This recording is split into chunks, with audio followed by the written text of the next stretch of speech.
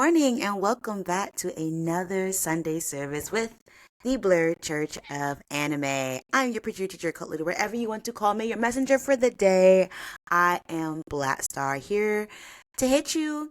I don't know if this is going to be inspiring. I think this is going to be like some knowledge drop today. But yeah, we're going to talk about some stuff based off of anime and manga and all the very geeky things for all you fellow blurreds. So, yeah, I had a fun week. It was definitely busy. Considering I had like a week where I was not super productive the week before, it felt good to get productive this week and do some stuff. But yeah, it was a pretty good week. I don't think I could really complain. I hope, I mean, sometimes you just need like an even kill week. I hope y'all have had some good weeks where you don't feel like you can complain at all. And if you had a week this past week where you felt like you have all the reason to complain, I'm sorry. And I'm sorry that the week wasn't as great as it should have been. And you know what we say when you have weeks like that? F last week, this week is going to be better. We got to believe it because, boy, things can't always be going down. We need like a little hill, a little up there, you know? Got the hills and valleys, and sometimes you got to get out the valley to start chugging up that hill, right? All that aside, I gotta say, like, there have been some amazing anime season. Whoop, there goes my familiar. Uh, Season finales that had happened. I mean, everybody's talking about JJK's finale, the Sadai Colony, which wasn't my favorite fight of the season. I'm gonna be very honest with y'all. And I almost talked about what my favorite fight was for this message, but I was like, nah, it's still too new. People still catching up, so I'm not gonna do that to y'all. Instead, I want to talk about an anime that I am super excited that season 4 is coming out next week. Ah, one of my favorite animes, and I know I said that about every anime I talk about. Y'all are just like, you are bullshitting. Excuse my language. Y'all are like, you love every anime you talk about. But no, this is in my top five, possibly my top three. No nostalgia, like, filter on it. I love that time I got reincarnated as a slime. Like, one of my, not just one of my favorite isekais, it's one of my favorite animes in general. Like, the characters are so great. Just the storyline is really, really, really full. And season 4 is starting, I believe, this week on Wednesday. I, as someone who also reads the manga and the light novels, like, I know what's coming up. But I'm still excited. Like, we have been in the calm before the storm, and we're still in the calm. I don't think the storm really. We're gonna have some. We have a couple of quick tornadoes, and then the blizzard's gonna come. This is all the spoils I'm giving you for later stuff.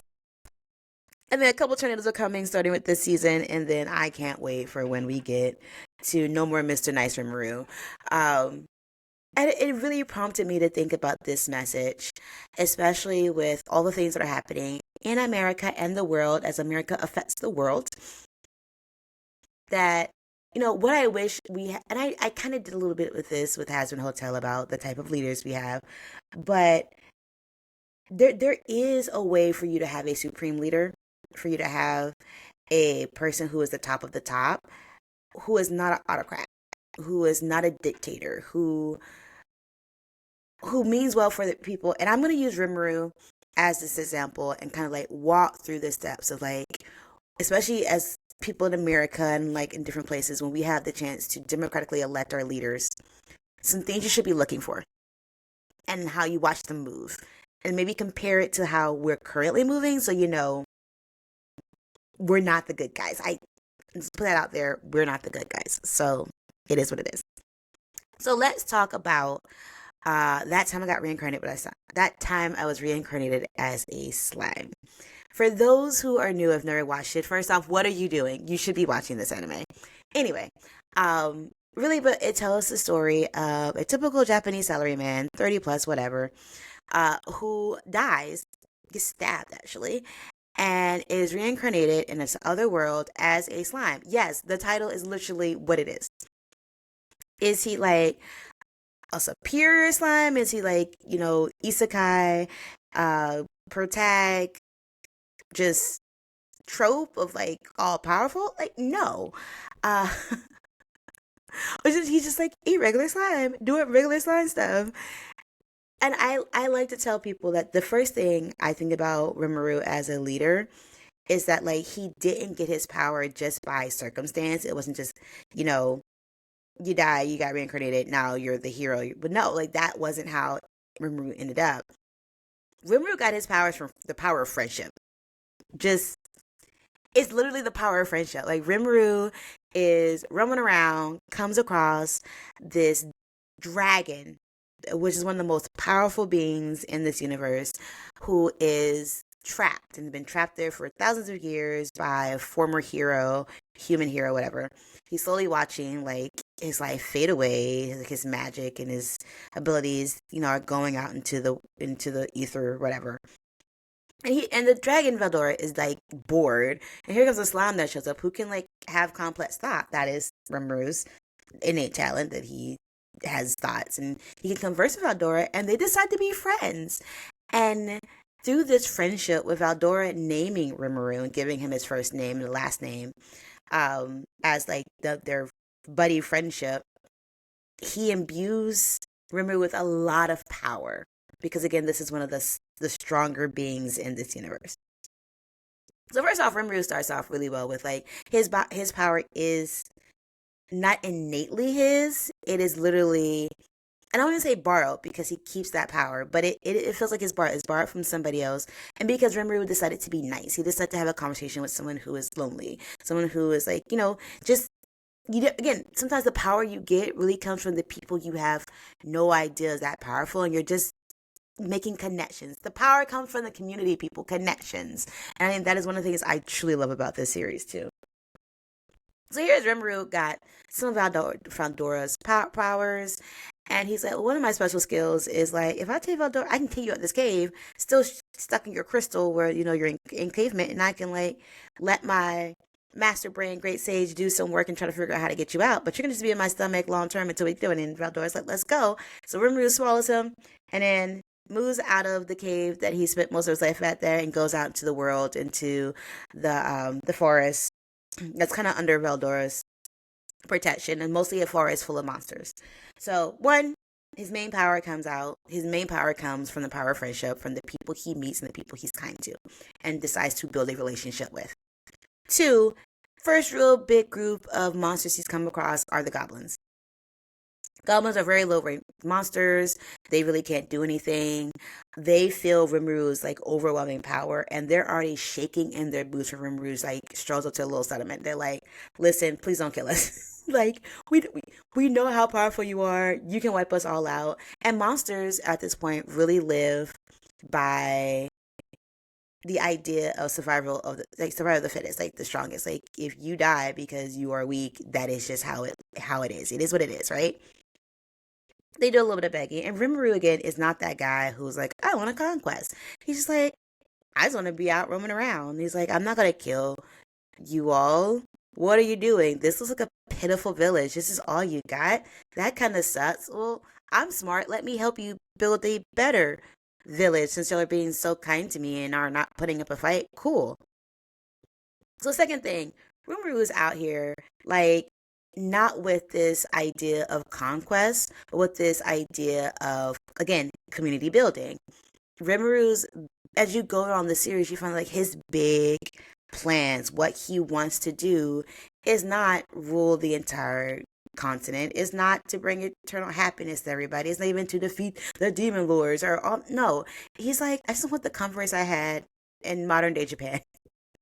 Can I get some sushi? Can I get some light speed rails? Like, what can I do to make this happen and live a pretty carefree, nice life? And Rimuru understands he can't do that alone. As a slime that is anything, like he's not going to be able to like build a civilization that he wants and be happy about on his own. So he does need a community, he needs a team. And so these goblins are like, we'll do what you say. And he's like, bet, let's start building a better village. Let's go. And he also like, another thing I have to say he does is, and we'll see this along the way, is that he also believes in strengthening his people. So even though Rimuru is the definition of speak softly and carry a big stick, because the man has power, like he's no slouch at this point. By episode 3, this guy is no slouch. He has the Veldora power. And again, it's like the goblins are safe because he's not interested in conquest, but he's also not shy about, oh, let me name you and give you more power, like I got from Veldora. And I did a whole sermon at a BlurCon Pass on the importance of names, and the friend of mine that recorded it never gave me the video, so I'm probably going to redo it here. Not this season. I'm probably going to wait till second season of these podcasts to do that, but I have a whole thing about the power of names, and we're just not getting into it today. We're just not. Anyway, all right. So, second thing, he builds community. Again, it's not about conquest, it's about working with people, and he finds the goblins are weak. The goblins can't do anything to him, so they do have to really depend on his mercy, depend on his benevolence, and make him the supreme leader, and he does that. Cool. Then comes the next kind of trial or antagonist, the direwolves. The direwolves and the goblins always beefing. Um, they lose people on both sides. But the direwolves are like, it's our turn to come and mess with the goblins. And the goblins like, we got a new down daddy. We got a new benevolent leader, a god right here. Y'all, you ain't about to mess with us. And Rimuru is one of those people where, like, he understands the goblins are not strong enough to fight the wolves. And so to keep any casualties from happening from the people or the goblins he just now saved, these monsters, he goes all out to fight the direwolves by himself. Speak softly, have a big stick. Again, taking care of business by himself as the leader because he does not want to see, like, shedding of blood of his people because he knows that they can't handle it. Anyway, he goes to go talk to direwolves. He gets, let's talk, person to person or like leader to leader, and he gets the direwolves leader, and he's like, hey, could you just like leave us alone? The direwolf leader's like, nah, we gon' kill y'all all. Like that's what we do. And Rimuru's like, I'm really strong. I think you should just stop. And direwolf leader's like, nah, we gonna kill y'all all. So then Rimuru does a show of force, and it's like, yeah, you see how strong I am? You should probably back down. Direwolf leader's like, nah, I'm too proud for that. We're gonna fight. So Rimuru kills him. Like, cold-blooded. Just like, bloop, you're done. Then the rest of the direwolves like, anybody else wanna fight? Bueller? Do you wanna fight? And direwolves, who again, monsters who believe in the survival of the fittest, are like, nope, bow down, we're good. And so this is where I get to my third point about the type of rule that Rimuru is. And I think this one isn't completely on Rimuru. This is also on the nature of the direwolves and their eventual leader, Ranga, who I also love as a character. But Rimuru was like, okay, I'm going to at the head, the person who I'm speaking to make a decision. They made the decision that they're going to fight. I'm going to take out the main threat. I don't have to kill all of y'all here. I want this main threat, and I want y'all to go or go away. Once Rimuru kills the main threat, the rest of the direwolves are like, and we bow. We're good. You are our new master now because you've proven it. And in some places, if you let your enemies run or whatnot, they could be like, oh, we're going to come back and we're going to get you. But it's such a good show of force of how quickly he dispatched their leaders, like this regime change, as he was saying, is that Ranga and the rest of them are like, you're not our leader. Like, we recognize how strong you are, and we don't hold a grudge. That's the important thing. Like, the people who were conquered did not hold a grudge. So I think it takes two parties of that to recognize, like, okay, you told us to leave. We didn't leave. You're giving us a chance to leave, but now we're not trying to hold a grudge because you killed our leader, including the leader's son, Ranga. So he's like, okay, fine, move in here with the goblins, just no fighting. We're going to make a coexistence life, which is, again, very weird for monsters. Monsters always live with their own kind. They do not commingle. They do not create villages. And this is already destroying the natural order of things. But he opens the village to the direwolves. He shows them a way that they can live and cohabitate and thrive in a community with the goblins. And it's doing really well. So that third point is like, you need both parties to be able to cause a truce, and then you have to also show them that you're willing to treat them well and that you're going to make them part of your community, not just kill off their leader and be like, sucks to be you, which is American War never. America has never done that as a victor of a war.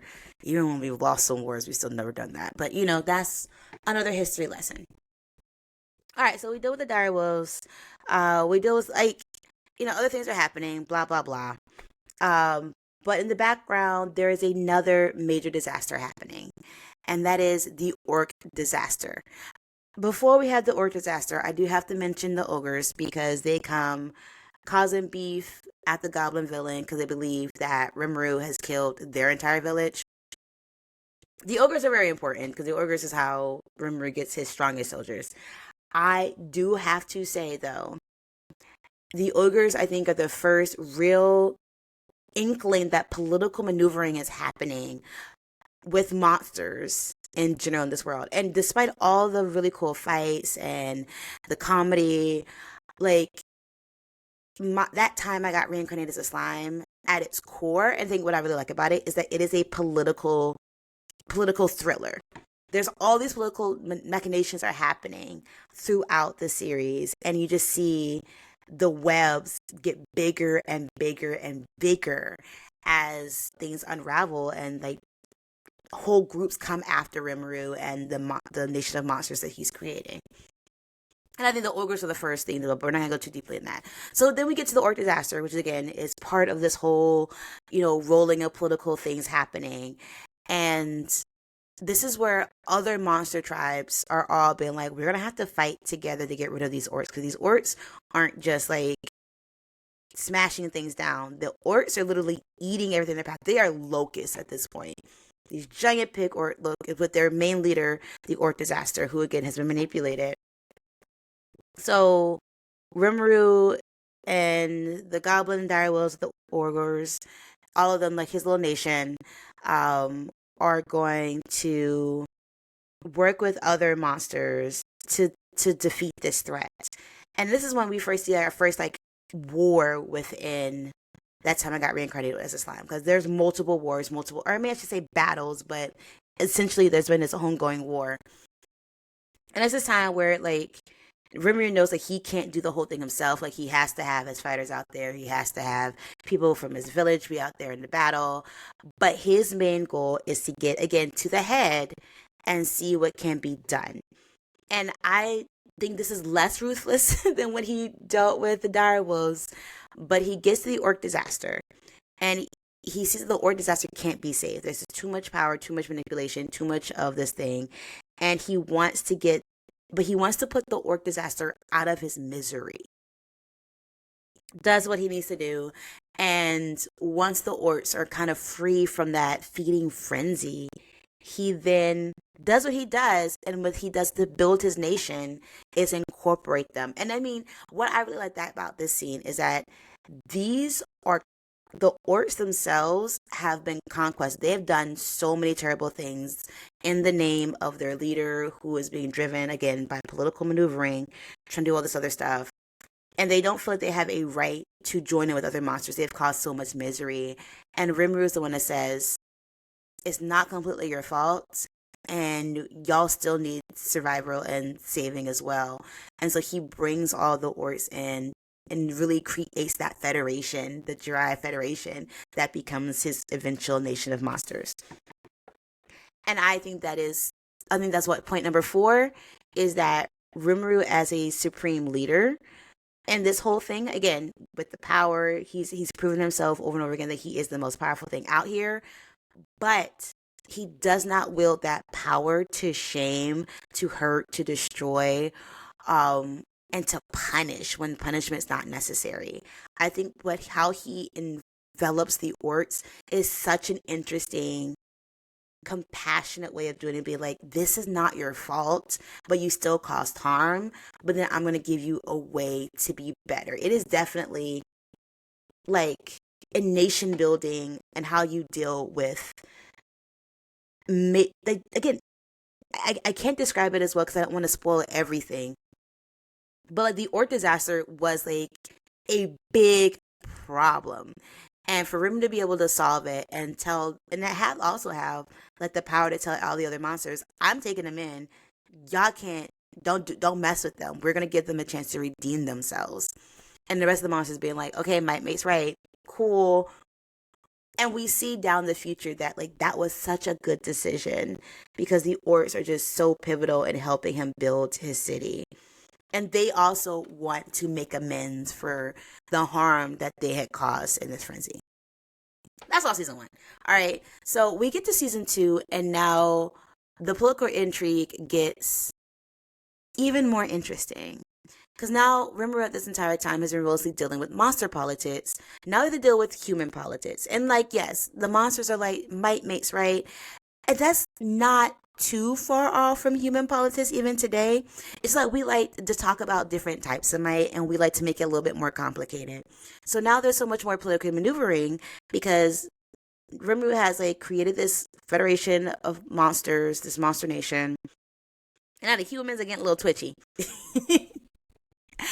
And I wonder if you can find the parallels in this. But there is a particular nation, the nation of Falmouth, who is being egged on by a certain religious nation and are told, oh, the monsters may try to come and get y'all. Let's get the monsters before they get us. Take whatever real life, current type of situation and layer that on top of that. And then you get where I'm going.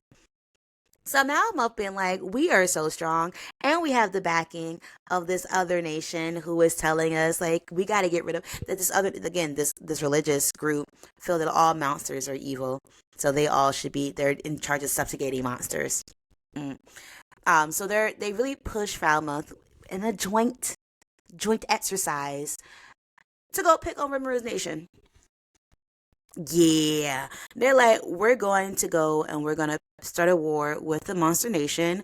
Of course, they don't do it in a very upfront way. They do it with all the sneaky machinations of a human nation where they try to separate Rimuru and get him dead first. Get their strongest otherworlder, which is people who get reincarnated or pulled over to this world from our world, Japan, all this stuff. To attempt to kill him while they also attack his city because Rimuru's away. The person who's trying to kill Rimuru doesn't succeed because clearly plot armor of being the main character. But by the time Rimuru gets back to his city, the damage is done. They took some strong other warders. Again, they're using the powers of people who shouldn't even be here, first off. And then they started commotion in his town. Because again, Rimuru, as a former human, has told the monsters, I want us to work with humans. I don't want you to be antagonistic toward them. I don't want you to harm them. Like, that is one of my main rules. So they've opened up their little trading markets, their little town, to all types of races. Humans are starting to come through. But these humans show up, the other worlders, and they start a commotion. They start propaganda and trying to prove that, oh, the monsters attacked us first. And even when the monsters come out and his security force, they'd be like, oh, let's calm it down. Let's do mediation. What's happening? I can't believe these monsters, they can't be trusted. You know what? Now we got to fight. Y'all shut first. And so by the time Rimuru gets there, some of his citizens are dead. Like, they didn't just hurt them. They killed his citizens. And Rimuru, again, being a leader who is about his people, is pissed. As he should be. He's pissed. Now you know what? This means war. And not in the Bugs Bunny type of this may be funny. This is like, y'all came in, y'all harmed my people. Like, you're promising to come back and harm us some more. You try to get rid of me out there. And then Rimuru is also feeling guilt around what happened because he told his people to not fight back. He told his people to make peace with humans, and here humans are starting some mess, right? Starting some real mess. Dreamer was like, okay, cool. This is what we're about to do. We don't have to fight this nation. But then he gets a little bit of tip of information about how he could possibly bring his people back. And so now Rimuru has to make a choice. Who is more important, his people or his morals? And his morals really died to his people. So he's like, you know what? If I got to be the monster to get my folk back, now I'm going to be the monster. And he does. This is when Rimuru becomes the most ruthless he is so far in the series. Because he's like, this is what I need to do to get my people back. Cool. Everybody dies. Again, for most of Rimuru's battles and the things he's been dealing with, he normally takes out the head and don't blame the people. For the nation of Falmouth, for their army, nah, every soldier dead, done. I think I rewatched that episode like once every 3 months. I'm not gonna even lie. The people he leaves alive, the king, and the head of the cathedral, the chapel, the whatever the religious order is, who's there for the war too. Because now Rimuru realized I have to negotiate with humans, and I need to use their political power to be like, don't mess with us. Don't start none, won't be none. And let me show you how, like, the grimiest Rimuru has been in this series is taking out the whole Falmouth army and then politically maneuvering to take over regime change in Falmouth. Bruh, love to see it. Love to see it. But again, he ain't started that war. He had no intentions of messing with them. They came because of political machinations that talked in their ear, told them the monsters are coming to get them, do all this stuff, and they thought they were superior. Let me tell you, they were like, we got this barrier, we can weaken the monsters, we can do whatever, this ain't gonna be a problem, we about to run on them. They talked all type of crazy to Rimuru. And you know what happened? Smatter that down. They made my boy have to evolve into something he had no plans on doing, because they thought that they could step in and stomp all over these monsters as a preliminary thing. Who you think we are in this conversation right now? Because let me tell you again, Rimuru isn't an autocrat. Rimuru isn't a dictator in the ways that we talk about dictatorships. Rimuru, again, is the most powerful of the monsters, and he rules because he has the strength. But the way he rules is, I just want to have nice things. How can we work together to get nice things? But then we're seeing all these different nations. We're seeing all these other different groups that come and press against Rimuru that have, again, like the orc disaster. Their power is used to cause all the orcs to be forever hungry and cause destruction. We're seeing Falmouth with a leader who is weak-minded and is like prompted on like human superiority from these monsters, doesn't do his due diligence, doesn't listen, doesn't understand what's happening, and he leads his men into a massacre. These folks die. I'm sorry, one other person live. Razin does, but we're not even getting Razin. We're not even get to him. He's like the magical vizier for the king, whatever. Yeah, no, y'all caused Rimuru to do something that, like, to make the world more unsafe because y'all wanted to strike at the monsters. Okay, Israel. I'm sorry. Okay, U.S. Oh, I'm not sorry. I'm sorry. Okay, Falmouth. That's why y'all had the regime change and not him. Mm, mm, mm. Tell about it. So yeah, I just think it's very interesting to think about the leadership and how they do it. Because again, this is also one of the few times Rimuru actually goes after the soldiers, the people who are fighting. Because normally he doesn't blame them. He understands that leadership is the problem, right? Nah, he needs some souls. So, and I'm not going anywhere further because I've pretty much got you most of, not even half of season 2, but some of the main key issues, and you still have season 3, and season 4 is about to start. Yes, in April. But I do think it's very interesting to see what it looks like to have someone who is there about their people, and I'm really like pushing us to think about this as we go into midterms, as we go into all the things in the world is changing and leaders are rapidly changing because of bombings. To think about, like, who is it when you have a chance to talk about leading and leadership? It's like, are you picking people who have intrinsic power, like real power? Are you taking people who have like real knowledge? Are you picking people who are kind? Because I mean, again, Rimuru is an optimist. He doesn't want to start no fights, but Rimuru is also a realist. He will finish the fight. He will finish the fight that you started,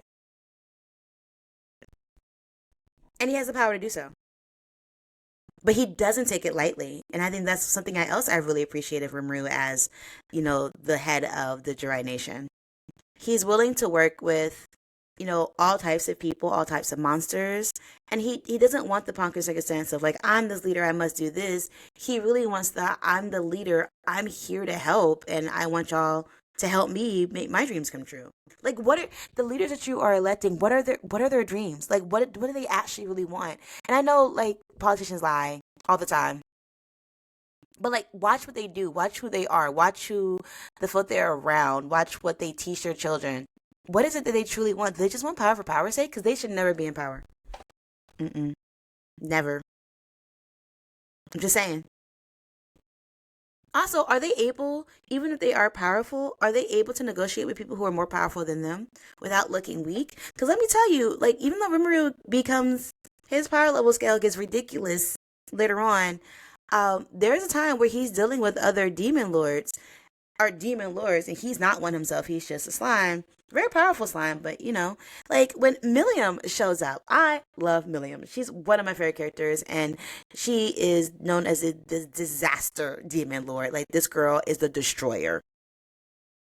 She shows up to Remu's town, like, oh, what's going on here? You want to fight? He's like, let you know how he tamed her? He fed her. My boy was like, I'm not trying to fight this girl. Fed her and was like, I will feed you more. And anytime she get froggy, be like, I guess you don't get cake today. And she's like, oh, let me shut up. In the USA used to feed people. There's a thing called USAID. I'm sorry, USAID. Like, we don't do that no more. Mm, yeah, it's a call out. Actually, it's really more like a call out. Even when he meets like, even as more powerful, Rimuru doesn't start with the I can throw down. He starts with the negotiations. He starts with what how can we work together? What do you like? What can I show you about what I'm trying to do that you could believe in my dream and like balance with it? Because he's constantly coming up on other people that he just can't beat into submission. And he doesn't want to.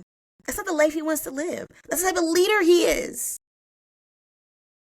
But right now, the rest of us are dealing with a leader who don't got the power, don't got the smarts, don't understand how to get out of this situation, and is threatening to beat people down and ain't got the and not even trying to work for diplomatic situations and solutions. Yeah, I can't. I think this is why I am so thirsty to keep reading and watching that time I got reincarnated this time. Because I want to see a leader that is actually about their people. That if something's going to go down and his people have to fight, he's going to give them the best opportunity and best chances. No bluster. And as someone who reads the light novels, let me tell you that Rimuru is probably the most unreliable for narrator because he don't never know what's going on. Like, he's not dumb. Rimuru's very smart. But Rimuru doesn't always get the machinations that are happening all around him. Everybody else swear that he is. They thought, oh, Rimuru thought this out months in advance. Nah.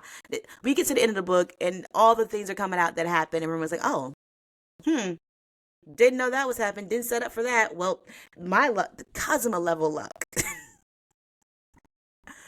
I'm just happy the demons take his orders in such a crazy way because he remember didn't really mean that, but they thought it meant. And when I say demons, just they're my favorite part. I can't wait till we get to the demons. Right now we got Diablo, and Diablo is one of my favorite characters. I gotta talk about Shion and Diablo as my two favorite characters and the secretaries for Rimuru, and how much they delight me. Delight me. I am always Team Shion. I am always Team Diablo, even though I hate that they named him Diablo. But if you want the beauty of them, you gotta watch the series. You gotta watch the series. It's amazing. It's amazing to see how they get to where they are. But I'm gonna say like I'm not against people having supreme leaders, one person who is supposed to make decisions, da da da da. But who's making the decisions, and are there the people who should be making decisions? Like I would give Rimuru, he has great sage, which it can analyze data information and keep Rimuru knowing what's happening and make good decisions, even if Rimuru don't always understand everything that's happening. But at the end of the day, his core value, what he's here for, is to one, protect his people, and two, use his power, use his community, use the people that the nation that he's building to advance life for everybody, to make things easier and like more modern and like prosperous for all, including the humans. And if you can't find a leader that's doing that, then don't nobody need to be leading. I'm sorry, they don't need to be. But that's, I am rambling now at this point because I can I get into political talking points. I feel like I'm very hard nosed about what you should and shouldn't do, and I understand there's so much nuance. But if you look at your leader and say, how would Rimuru respond to them? And it would be like he would kill them first. You got the wrong leader. We got the wrong leader, y'all. We do. How do we change it? I said the midterms are coming up. Anybody that's asking for your vote, you need to do some digging. Are they the right type of leader? Do they actually care about you and the problems you're going through? Do they want to make life better for everybody that's underneath them? Or do they want to make life better for a few of them? Because Rimuru would have never gotten as strong as he wanted to, or as strong as he did, if he favored the goblins over the direwolves. If he's like, forget those orcs, they cause too much trouble, they can't join our nation, he would never have gotten where he needed to be. And I am very suspicious of leaders who act that way myself. And I hope that you are too. But like I said, I'm going on too long. I do hope that you get caught up and you watch the new season of That Time I Got Reincarnated as a Slime. So, y'all can also argue in the comments about whether or not Rimuru can handle Miriam. Because I say no. That's my girl. I will always be like, nah, she gonna fold my boy. And I love Rimuru. Y'all can argue. Let's argue in the comments about it. It's fine. But again, the first time he met her, he could not fold her. He could not. Now, new Rimuru, I think that might be a better battle. But again, Miriam is a different breed. She's a different breed, y'all. All that's in good fun. I hope you have a fantastic week. Find something to make you laugh. It's a lot to be angry and sad about right now. There's a lot to be worried about. But I hope you find something to make you laugh and something to help you. If it's only for 30 minutes at a time, let you forget just the horrors that are happening in this world. Just for a little bit. I don't say forget and ignore. We should never do that. But just for a little bit, find something that lets you breathe again. And hopefully I will see y'all next week. Until then, bye! The Blurred Church of Anime podcast is produced by Blackstar, aka Lauren Tillman, written by Lauren Tillman, and hosted by Lauren Tillman. Music created by EL47.